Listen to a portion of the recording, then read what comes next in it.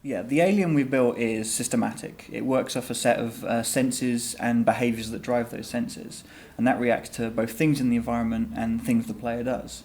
We learned quickly that if you play against an alien that did the same thing every time, you had more information than the alien, and then the alien stopped being scary because you could predict what it was going to do, and all of a sudden you had the upper hand. So when we made a decision to make that alien systematic and just go anywhere, it really, really does affect your fear and your perception of the creature, because when you sneak down a corridor and you've got your motion tracker up and you see it go one way, you think, right, I've got it, I'll back around this way, and all of a sudden it drops down a vent and just appears in front of you. It can be really, really scary. We don't have any prescribed path that the alien follows. People have said they've had similar experiences, have often done very similar things in the world, because if the alien hears something, he'll react to it. So if you start sprinting or use something in the environment, you'll notice him turn, he'll make a sound and move to investigate. So when people have played in exactly the same way, they've seen similar behaviours. Part of that is we have to rely on a certain amount of chaos from the player, because everyone plays in very, very different ways. And it's been great fun for us to see people pick up the controller, sprint through a level and then die, and then sprint through the level and then die, and then suddenly stop, and then crouch, and then walk slowly and think, yeah, this is what I need to be doing. So how does the alien react to what he hears, sees, a little sound somewhere? What goes on in his head? We have a very complex set of behaviours running behind it. The AI team here have done an incredible job of building this layered alien that can go through different sets of behaviours and react to what's going on in the world. It reacts to movement, it reacts to light. If you shine your torch, it has a stronger effect and it will notice you quicker. But one thing we wanted to make sure was that the alien, if we were to make a perfect alien killing machine, it would kill you every time. And that's not very fun. So we had to build in a certain amount of telegraphing, so that when the alien does hear something, you hear a change in the noises he's making and a change in his stance. So if you're just hiding in a corner and looking, you can see whether something you've done has affected the alien. We wanted to stay very true to the Alien film, and that's a 1979 aesthetic. Everything's really grimy and old tech, and it's all these big monitors and stuff, but there's no hologrammatic displays, there's no HUD, there's no things in the environment like markers, and we didn't want exclamation marks and things that let you know what he was doing.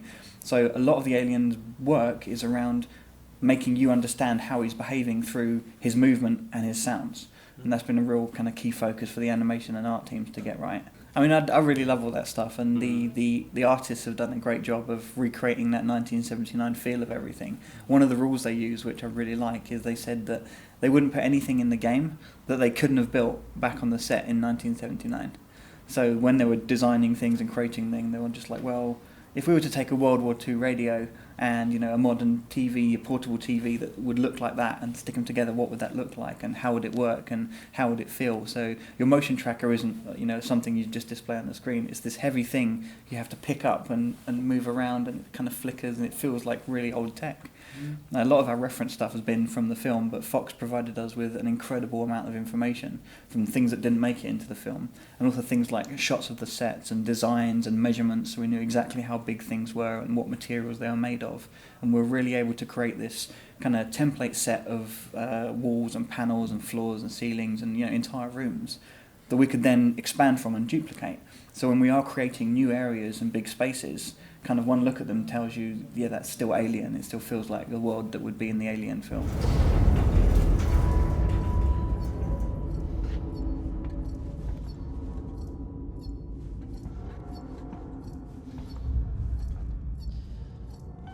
Shall we play a game?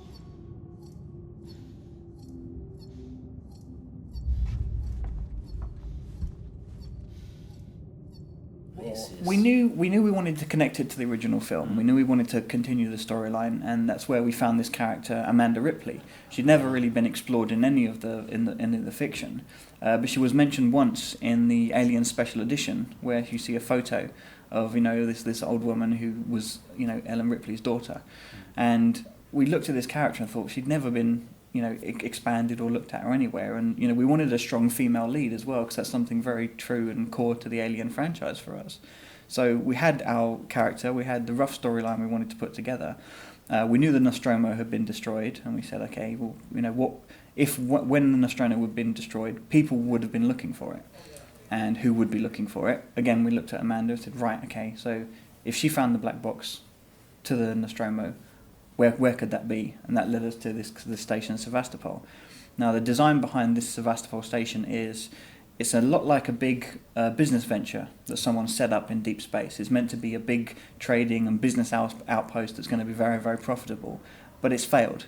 It didn't quite work out. Not enough people went there, so the whole place is in a bit of state decay, and there's only a few people left there.